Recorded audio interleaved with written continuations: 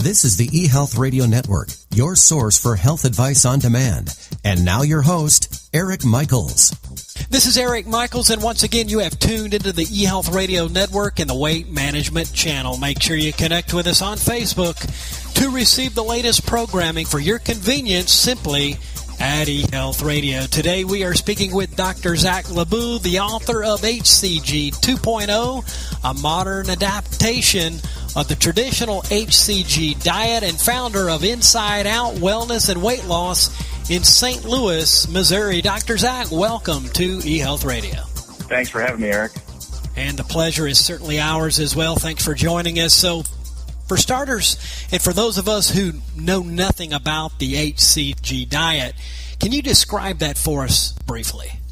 Sure, absolutely. Yeah, the diet was originally developed back in the 1940s and wasn't first published until 1954 by an Italian doctor. And he did a lot of, it's actually a pretty interesting story. He did a lot of humanitarian work in third world countries.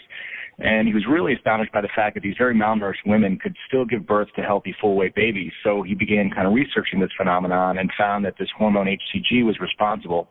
So typically as a species, the body wants to retain calories in the form of fat for, like a defense mechanism against like long winters or famine, conditions that rarely exist today, but were very, relevant, during the course of our evolution. So however, when a woman gets pregnant, that physiology gets flipped upside down because the fetus needs a 24/7 calorie supply.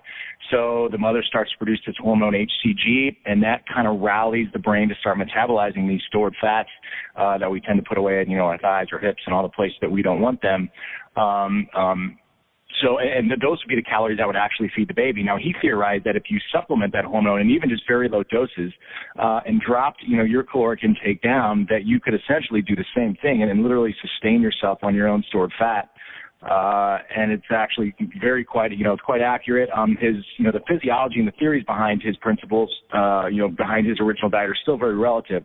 But what I did is I just kind of, customized and modernized the actual diet protocol itself. Does that make sense? And that certainly does make sense. Thanks for explaining that.